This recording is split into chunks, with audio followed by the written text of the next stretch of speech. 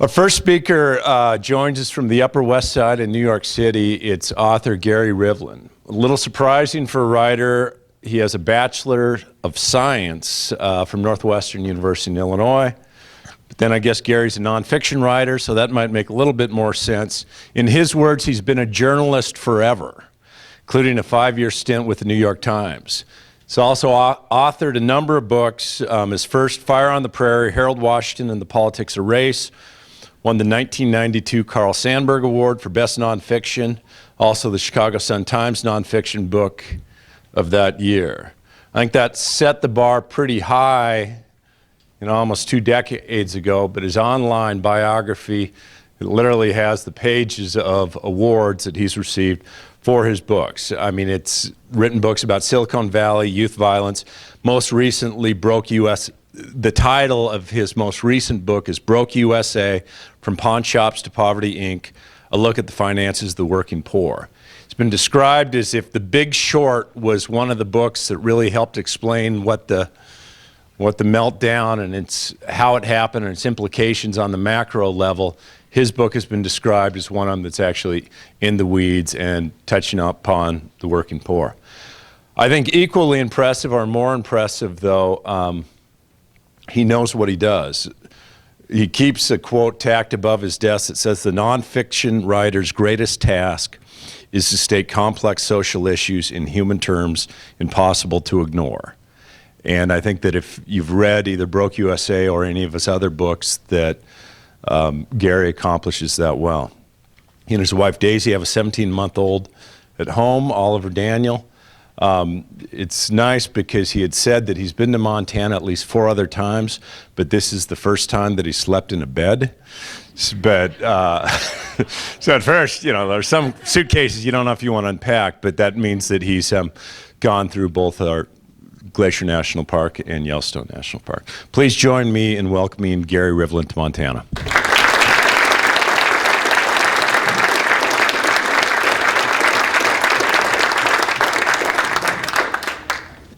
So thank you for that introduction, Steve, but that was kind of my opening line, that this is the first time I've arrived without a tent and a sleeping bag, and actually got to enjoy a nice bed with a river view. I do have the river view, which I'm happy about. So I'd like to start off by talking to you about a man named Tommy Myers. Tommy Myers is from Dayton, Ohio. He's been a truck driver, did deliveries for most of his life. His wife, Marcia, works in a cafeteria at a local school. For most of their lives together, they lived in a trailer, but in the 1990s, they bought a home in Dayton, and life was really good for a few years, but then Marcia, his wife, was diagnosed with a congenital heart problem. So you read a lot in the press about all these people who bought too much home. They bought a $500,000 home with a salary good enough to pay for a home half that price. That's not Tommy and Marcia Myers. They had a $60,000 home in a working class part of Dayton. You also read a lot in the press about all those people who use their home as an ATM. They paid for a trip to Europe, they paid for a second bathroom using their house. Again, that's not Tommy and Marcia Myers. In fact, that's not most of the people I spoke to who felt that they were the victim of a predatory subprime mortgage. There are people who got sick, there are people who lost a job. In the case of Tommy and Marcia, they lost her salary for the better part of a year after an operation, and they fell a little over $10,000 in credit card debt. So enter the story a company called Household Finance. Through most of its life, Household Finance made loans to those on the economic fringes for things like a new refrigerator, a living room set. They charged a lot, 15, 18, 20% interest. They charge big upfront fees. They try to sell you extras like credit insurance, but they were small-time loans of $500, $1,000, $1,500. But then in the 1980s, we deregulated the home loan market. Most states had a cap in place that limited the amount of interest a lender could charge on a home loan. Those were wiped away with a stroke of a pen. At the same time, where there used to be a 1% cap on the fees a bank could charge, that too was wiped away. At the same time, we had home equity loans and more exotic forms of loans. And what you saw is these consumer finance shops like Household Finance, Beneficial, the Money Store, all got into the home loan market. At the same time, you saw the big car company lending arms, General Motors, Ford, Chrysler, also get into the mortgage business. For a long while, Household competed on interest rate. They offered a lower interest rate than other places, but then in the mid-90s, they hired a new CEO of a type that's very familiar these days. Nothing became more important than growing the stock price and not incidentally growing his compensation package. He raised interest rates and just put a lot more money into the marketing. The company started buying up lists of homeowners who were carrying a lot of credit card debt. They gave it to their sales force, and the sales force started calling people, trying to convince them of the wisdom of refinancing through Household to consolidate their credit card debt. That to me is one of the lesser told parts of the subprime story, that 80% of the subprime loans were actually refinances. They were people who actually had a loan and they were refinances. So they're working the phones. The Wall Street Journal did a story, and a Household executive said, no one comes in to Household Finance looking for a loan. It's all push. This same Wall Street Journal reporter spent time in a Household office watching them work the phones. The guy who ran the office said, you know, the customer we love most owes 5 or 10 credit card bills. We target them first. Despite them raising interest rates, volume soared, profits soared, and in the first 2 years of the CEO's tenure, the stock doubled. Now, Tommy doesn't remember how many times he heard from Household, but it was at least a dozen times. And at first, it was easy for him to ignore the calls. He had a home loan of 7%.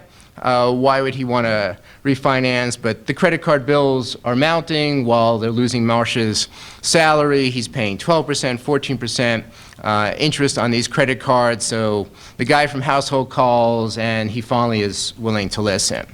Now, Tommy swears that the deal he was offered was for 7.2%, a deal that would make a lot of sense. The actual loan was for 13.9%.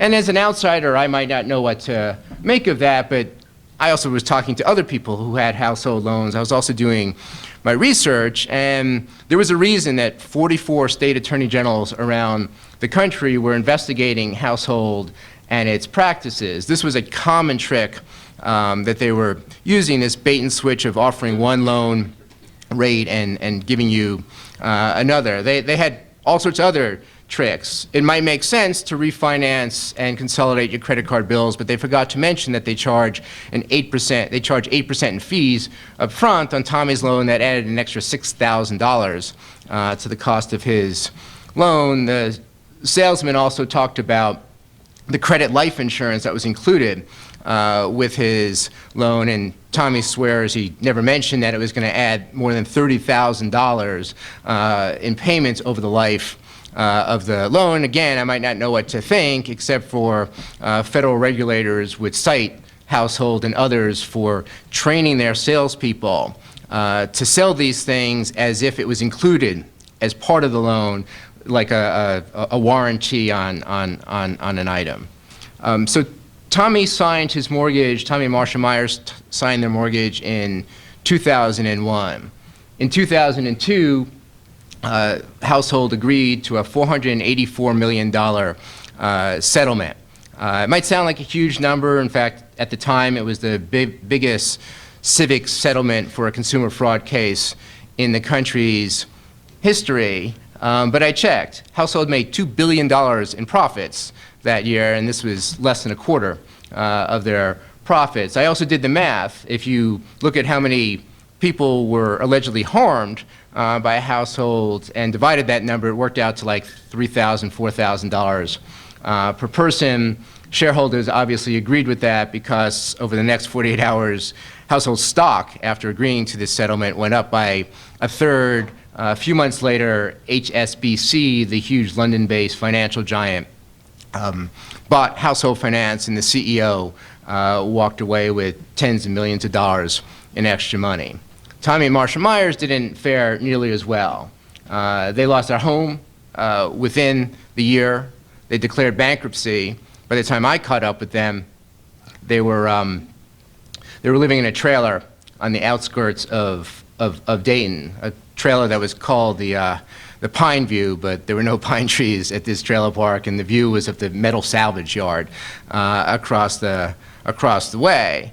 And Tommy figured he'd be able to retire by the age of 70. He was 75 and still working. He couldn't drive the delivery truck, make the deliveries anymore, but the place he worked was kind enough to let him work 3 days a week. So he was working from midnight to 8 a.m. 3 days a week, and actually considered himself lucky. The great shame of this story is he actually had good credit. He had credit good enough to get him a 7%, 7.2% loan that he was looking for. And I think that's one of the great untold parts of the subprime mortgage story. Fannie Mae did a study.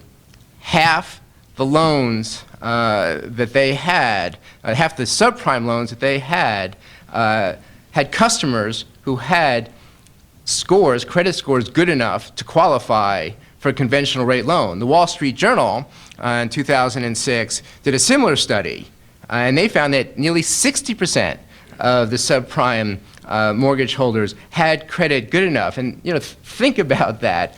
If there was half the volume of these toxic loans that Wall Street was buying up and slicing and dicing and selling to Iceland and Dusseldorf and local teacher pension funds, how much less the pain of all this would have been. It came out that the big lenders, Countrywide, AmeriQuest, a lot of familiar names, Wells Fargo, they were paying mortgage brokers a fee to put people into these higher price loans. So if Mrs. Jones had a credit score good enough to qualify for a 7% loan, but a mortgage broker put her into a 10% loan, the mortgage broker would receive what they called a yield spread premium. In English, a kickback. In English, a few $1,000s extra in fees for putting Mrs. Jones into this loan that cost her a lot more than it would have otherwise. And just to put it into dollars and cents, on Tommy and Marsha's loan,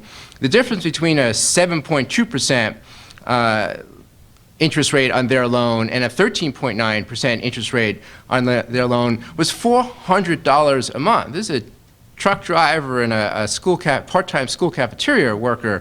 That works out to $5,000 a year. It was the difference between being able to keep their home and losing their home.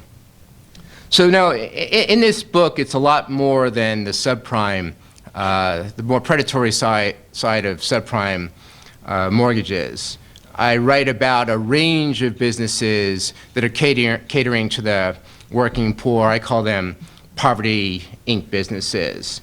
A big part of that world are the payday lenders.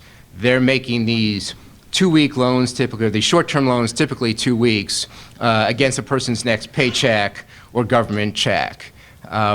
You've got used auto finance companies that are charging interest rates of 18% a year on a car loan, 20%, 25%, sometimes more in certain states. You've got rent-to-own, which is the strange business of renting people their furniture, their appliances, their TVs by the week. The brilliance of rent-to-own is they've figured out a way of selling for $1,200 the TV that would cost you $500 at the local electronics retailer. The instant tax mill business, Jackson Hewitt, Liberty, a bunch of other companies are in this business. This is a business that basically lasts for 1 month out of the year, and it takes advantage of people who are so desperate for quick cash, they'll pay a huge premium to get their tax refund today or tomorrow rather than waiting the 2 or 3 weeks for the IRS to send them the check. And you know, the poverty business isn't new. We've had pawnbrokers dating back centuries.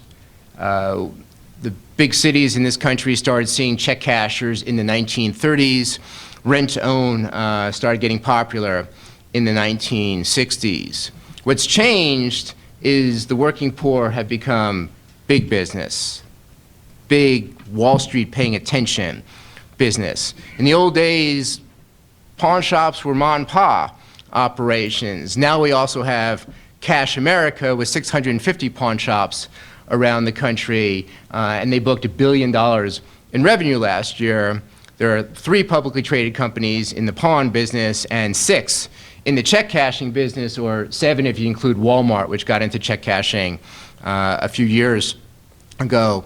Rent-to-own, renting furniture by the week, would seem a splinter industry, but it's actually a $7 billion a year industry dominated by a pair of publicly traded companies. It used to be you could get well off from these businesses, buy a big house, drive a big car, drive the missus a Cadillac rich.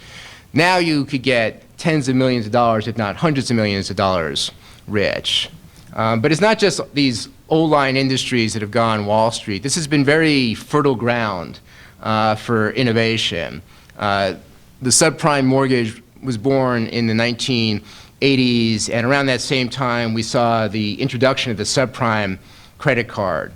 There's some really brave entrepreneurs who said, you know, we're going to give credit cards to the people that banks turn down.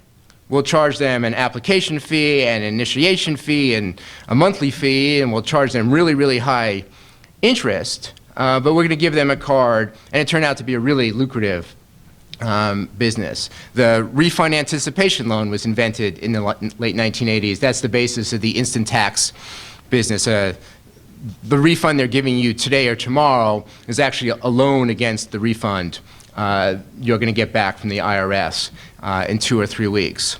In the 1990s, there was a phenomenon on Wall Street of all these used auto finance companies going public. It was also in the 1990s that we saw the birth of the modern day payday loan industry. So the payday loan business, the father was this man named Alan Jones, debt collector from Cleveland, Tennessee, small town in Tennessee. And you know, for this book, I spoke to people like Tommy and Marsha Myers. I met people, consumer advocates like Martin Eakes. Eakes is a really interesting man. He's the founder of the Center for Responsible Lending, and he told me half the people I know would take a bullet for me. The other half would squeeze the trigger. And I met with a lot of payday lenders and some of his other critics, and that seemed a pretty accurate statement. I was not too happy with Martin Eakes. But I'll confess that most interesting to me were the people like Alan Jones, these pioneers of subprime. And I just was really interested in what makes them tick. You know, they're selling such a controversial product, and I just really wanted to hear their perspective. And so it was just fun for me personally to hang around with these people that normally I wouldn't have in my life. So I spent 2 days with Alan Jones. He took me to a wrestling match. He showed me where he grew up. I met some of his friends out drinking. I had one of the more surreal moments of this project on our first day of lunch. The payday lenders charge a fee that if you express as an annual percentage rate is really high, typically 400, 500%, but he was trying to make the point that with defaults, with the cost of the lease, the cost of employees, and other parts of the operation, that he wasn't making nearly as much money as you might have thought. So he pushes away the dishes, pulls out a calculator that I guess he always had in his pocket, just pulled it out, and he says how much he makes per store and divides it by the number of hours the store is open, and holds up the calculator and says, $7.88 an hour, that's practically minimum wage. Does that sound so much to you? And so I just say, rather than answering, can I borrow your calculator? And he just told me he's got 1,200 stores and here's how much they make. And I did the math, and he's making roughly $25 million a year through payday lending. And then I did some more calculations, and it works out, given his calculations, to $10,000 an hour. And yeah, actually, I do think that's a lot of money. So Jones opened his first payday store in 1993, and actually I think his heart was in the right place. He was a debt collector, and when you're a debt collector, you've got the people who you're collecting for who are never happy with how much you're collecting, and you've got the people who you're collecting from who are complaining that they're being harassed and so on. You know, it's, as he described it, it was an unhappy business where everyone was unhappy, especially him, because he was in between the two sides. But he gets into the payday lending industry, and he's making these loans to people who, they need cash, and they need cash quick, and he's offering to them, and you know, as he described it, they walk out with a smile. You want a quick $200 and there's someone willing to give it to you, they're happy. So I think he started off with his heart in the right place, but some of the problem is he was making so much money in the early years. He was making profit margins of 40 or 50%, and I covered Silicon Valley for the New York Times. You're making 40 or 50% profit margins in Silicon Valley, you're going to get attention. So right away he had competition. In his own town, there was someone who was in the rent-to-own business, and he was making millions that way, so he got into the payday lending industry. In Cincinnati, Ohio, there was a rich kid, son of a banker, who was looking around for something to do to make his mark. He got into the payday lending business, and now that's Check and Go with 1,200 stores or so around the country. In South Carolina, you had a guy named Billy Webster. He had spent 3 years in government, including a year in the Clinton White House. He was looking for his way of creating a big business. He wanted to have his own Blockbuster, his own Home Depot. He wanted to find a business that he could turn into a chain, and he ended up in the payday lending industry, and that's now Advance America with 2,500 stores around the country, and the largest of the payday lenders. The day Advance America went public in 2004, his net worth was north of $100 million, and at the same time you had check cashers getting into the payday business, you had the big pawn chains getting into the payday business, and by 2006, 13 years after the founding of the industry, there were more payday lending shops in this country than McDonald's and Burger King's combined. So how to get so big, so fast? Geography is one factor. The banks fled the working class communities. The banks fled inner cities and rural communities that had fallen on hard times, creating a vacuum for the check cashers, the pawnbrokers, the payday lenders. Broader economics played a role. The bottom 40% in this country, their wages have stagnated over the last couple of decades, while meanwhile rent, health insurance, heating oil have all gone up, so they're being more and more and more squeezed. Lobbying played a factor. Most states have a usury cap in place. There's only so much you could charge for a loan, and so the industry, this budding industry, spent millions of dollars on lobbyists and in campaign contributions to convince local state legislatures that these were short-term emergency loans. These were 2-week loans. Why are you applying an annual percentage rate to them? It's a fee for the money, and people pay it back in 2 weeks. It has nothing to do with an APR. That was convincing in lots of states. So I think at its peak, 37 or 38 states allowed for payday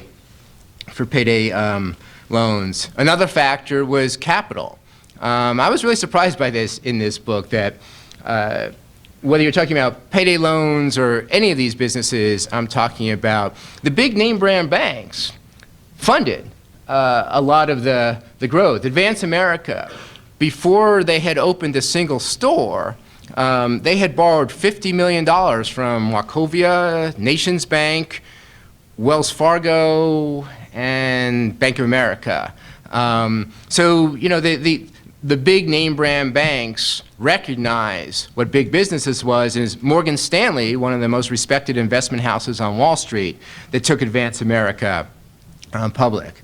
So now the industry, you know, the founders of these businesses would also point out that we grow so big because this was a valuable product. I mean, I spent time with all the big chains, and you know, there was no defensiveness about the product that they were offering. Their places are actually pretty nice. People are generally treated very professionally. It's transparent. I talked before about Tommy and Marsha Myers being the victim of a bait and switch. You walk into a payday lending store, it's like a fast food restaurant, most of them. You know, that's what the rate is, $20 per 100, $15 per 100, depending on the state, 25 per 100, I guess, here is the maximum. And it's stated as an annual percentage rate.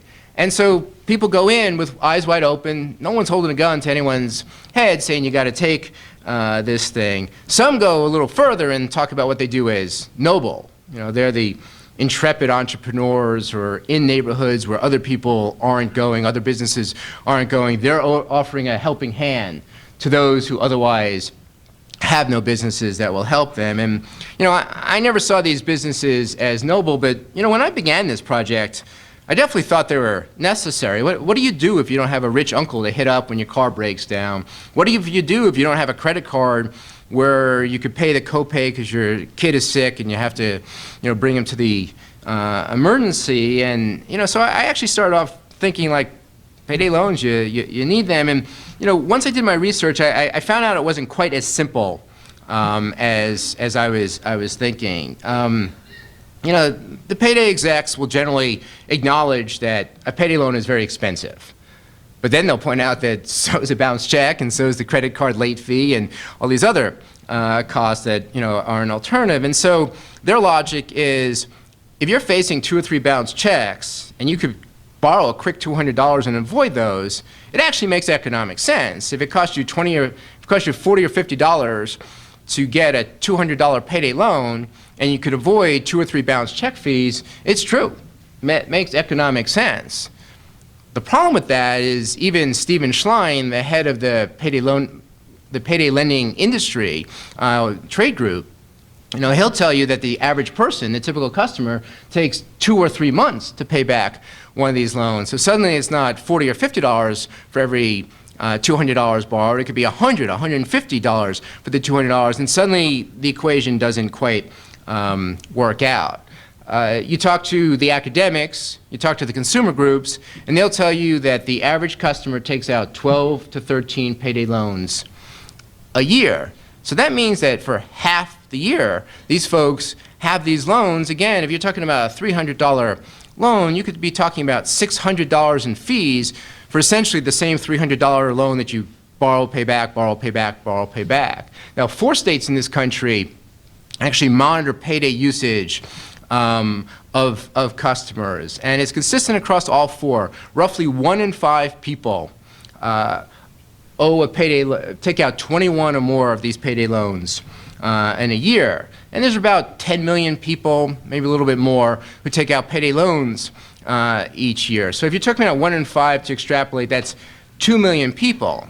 The payday lenders will tell you that it's not fair to express their fees as an annual percentage rate. You don't go to a hotel and say a room is $36,500 a year. They tell you it's $100 a night. But then you think about the people who are taking out 21 or more of these a year.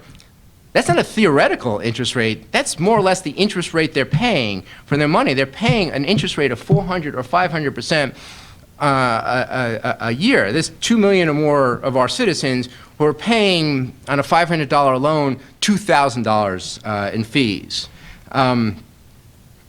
So another person I met while doing this research was named Chris Browning. She ran a store in Mansfield, Ohio for 10 years. You the payday lenders sold this as for emergency loans. The sick kid, the broken car, you got to get to work.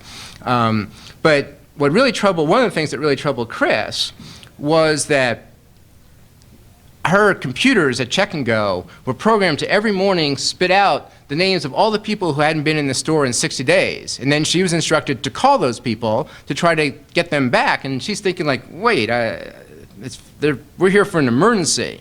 So they weren't just meeting a demand, they were trying to create a demand. All the big chains, from what I saw, have cards that if you bring somebody in, you bring in a coworker, a friend, family member, we'll give you $20 off your next loan.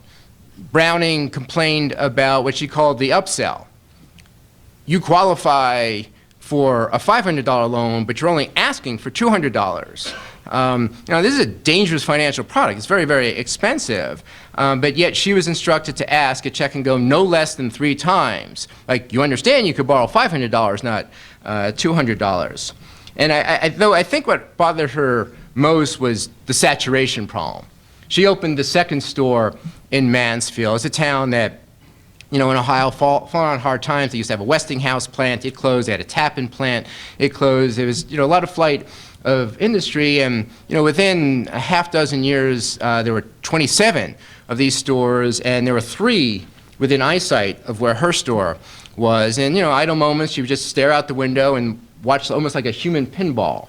Someone would park at her parking lot and then take money from her, pay her back, whatever they're doing, then walk across the street, then walk to the place next door, and then walk to the third store, and then come back to her car and drive away. And of course, they're borrowing and paying and borrowing. She, got to know these people, the same people, month in and month out that she was dealing with for the most part. And they would tell her, like, we owe 2 or 3 or 4 stores at a time. So what might have started as a good idea, a payday loan, there was a saturation problem. Even Billy Webster, the guy who created Advance America, the biggest of these, acknowledged that that's some of the trouble here, that it's just too easy. There's just too many of these, and there are all these people who are ending up owing to 2 or 3 or 4 stores at once. So, I tell a bunch of stories in the book, but I did want to make a few serious points. And then, one of them is a more moral point that, there's, to me, nothing wrong with businesses operating in the inner city or rural areas that have seen all these jobs leave, working class neighborhoods that have fallen on hard times. But it's the profits that they're earning. The subprime, the big banks, the big name brand banks, got into the subprime credit card business because they saw that these intrepid entrepreneurs who went before them were making 2 or 3 times the profits on their subprime credit cards as they were making, giving credit cards to their more prosperous people. You wonder why Wells Fargo, Citigroup, HSBC, Wachovia, Wells Fargo, Washington Mutual all became huge subprime mortgage lenders. That's because they saw the kind of profits that household was making. They were making far more off the single mom with 2 kids getting by on 20 grand a year as they were on their more prosperous clients. I wish that these businesses were making a little bit less profit off these people struggling to get by, but at least make more or less the same profit. But instead, there's this concept known as risk-based pricing. The mom with 2 kids making 20 grand a year is a greater risk of a loan than somebody with a white-collar job. But it wasn't just risk-based pricing. To me, it was opportunity-based pricing. They saw an opportunity to make a lot more profit. And so you write a book like I did, and people ask, what are my views of payday lending, check cashing, auto title lending? And I feel like a journalist, and I say, well, okay, here are the pros, here are the cons, but I just wish there was a debate. Congress, during the financial reform debate in the spring, the Senate, a senator introduced a piece of legislation that would limit the number of payday loans to 6 a year. And I thought, wow, that's kind of brilliant, because you're taking the payday lenders at their word that this is an emergency loan, and once you're taking out more than 6 of these a year, that's no longer an emergency. That's just a really expensive way to balance your checkbook. But of course, it was blocked in committee and never even got a hearing. Should it pass? I just wish there was a debate about it. Check cashing. To me, check casher is like a poverty tax. There are 17 million or so people in this country that have, one way or another, don't have a relationship with a bank. They messed it up, they don't trust banks, they're just off the grid in that sense, and so they rely on check cashers. I live in New York, that seemed important for Steve to tell you all, and they're a check casher can't charge you more than 1.8% of the face value of a check. If you live in Georgia, you live in Arkansas, a check casher could charge 5% of the payroll check. That's the difference between $400 on a $20,000 a year job versus $1,000 on a $20,000 a year job. And now you've got 1/3 of the states in this country, including Montana, that have no limit on the amount you could charge for check cashing. And so, like, okay, there's this poverty tax, but the check cashers in New York, I've met with a few of them, they're making good money at 1.8%, and yet the sky's the limit. Again, I just wish this is something that we would, discuss. So payday lending, the payday lenders have had their victories in fights. The consumer groups have had their victories in fights, and then there's kind of been more of these in between. In the book, I write a lot about Ohio. Ohio 2 years ago had a ballot referendum a lot like yours. They said, we're going to cap these rates at 28%, and it passed pretty overwhelmingly, 62-38, if I'm remembering right. And that was in November of 2008, it was during the presidential election. 2 years later, the payday lenders, of course, are charging 28% interest. That's all they're allowed to charge. But they're charging a $15 application fee. They're charging a $10 credit check fee. Some of the more aggressive are giving people their money in check and then charging a check cashing fee. And lo and behold, the 391% APR that the payday lenders were making off their money before the law changed, they're making that, if not more, in some cases. And so Arizona had a similar ballot initiative, and the payday lenders got out of the payday lending industry, but then they got into the auto title, or many got into the auto title lending industry, which is even more expensive in a way. They charge less interest, but you also have collateral. You're holding up, you're giving the title to your car. And so they're charging 200, 300% annual interest rate on their loans, and yet they have a pretty valuable piece of collateral in their hand. So I do want to close with one thought. I'm kind of going a little bit over. Sorry there, Steve. But you could close down payday lenders tomorrow, and I guarantee you that bounce check fees will go up, and there'll be more credit card late fees, and that the same people who are going to the payday lenders are somehow, some way going to figure out a way that there needs to be some other solution. So I applaud Montana for Initiative 164. They're just debating this issue, and you're paying attention to what's going on with a large segment of the population beneath our noses, but this isn't the end of anything, it's the start. There needs to be alternatives in place where people can get these short-term loans. There is a need. The payday lending industry makes $40 billion or so of these loans a year, $200, $300, $400 a time. There's clearly a huge need. And yet, outlaw the payday lenders, and there's going to be a vacuum. So, thank you very much, and I guess we have a few minutes for questions.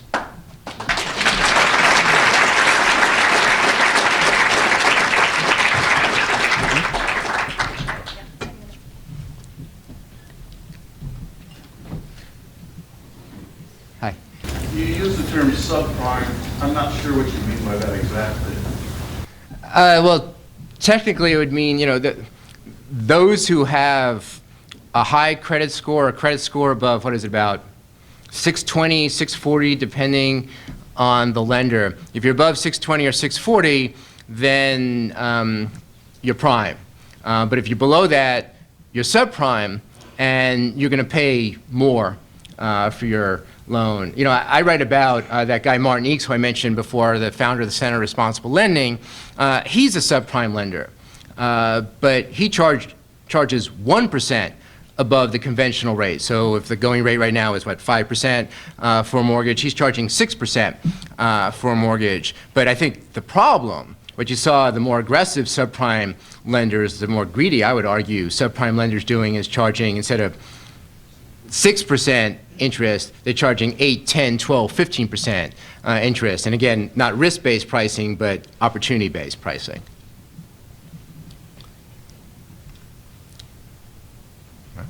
Left you speechless.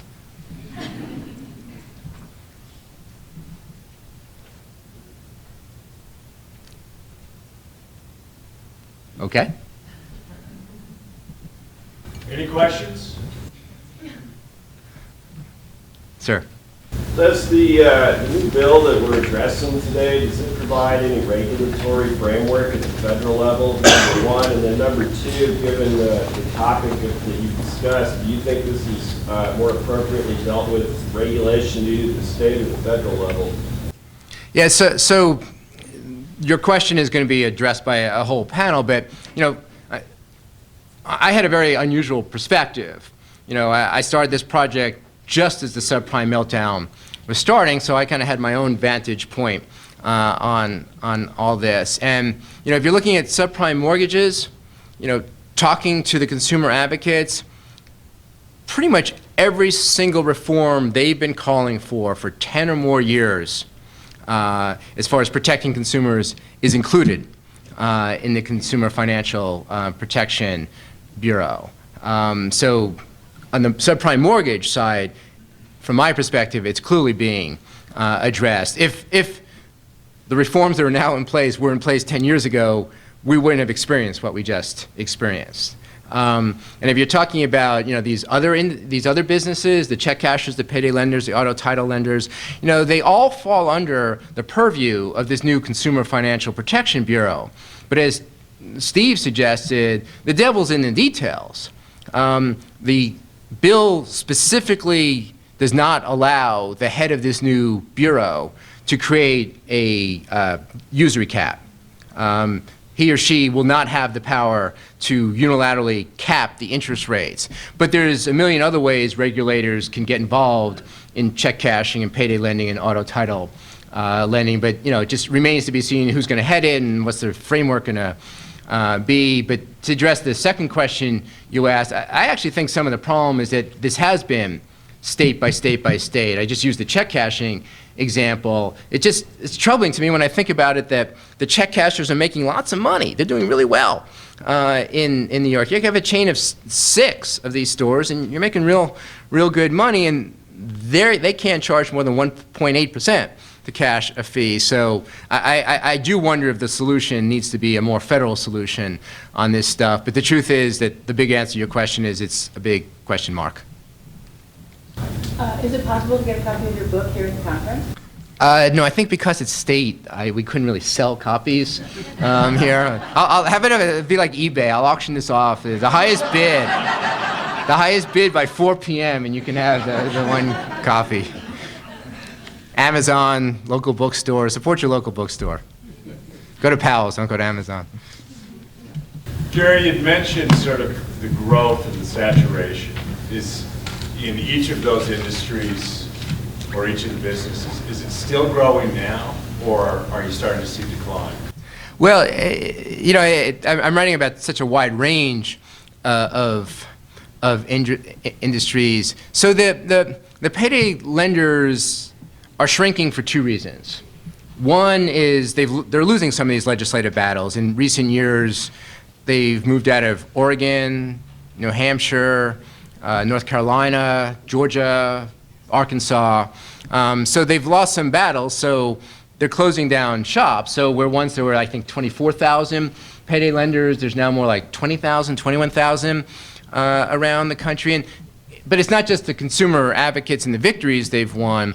It's also that, you know, I would argue that the payday lenders overbuilt. You know, I mean, having 4 stores on one corner, I mean, there are people in the industry that recognize that that's a problem. So part of it's been the consumer advocates, and part of it has been kind of a normal business cycle that this just exploded in a dozen years, and now there's been a bit of contraction. But what we're seeing, I mean, some of these companies are publicly traded, is that through hard economic times, you are seeing per store revenues go up a little bit. Rent-to-own companies, they're seeing more people who don't have the cash to buy the new TV, the living room set. I would say, well, save up and you'll pay less, but that's not the logic a lot of people are using. So the rent-to-own companies like Rent-A-Center, Aaron's, they're seeing a lot more traffic, and they're seeing a much wider range of customers than they've ever seen before. So generally these are good times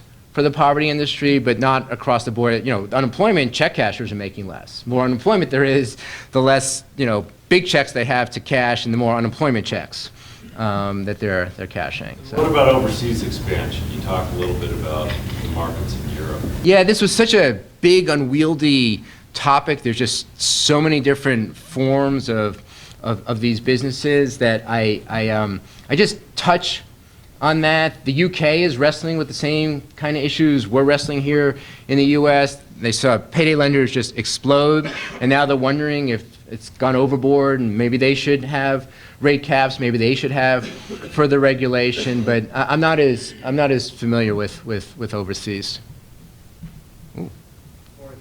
Businesses that are in the poverty industry. I don't know if I did that, but what's been the publicly traded businesses, so you can actually measure them?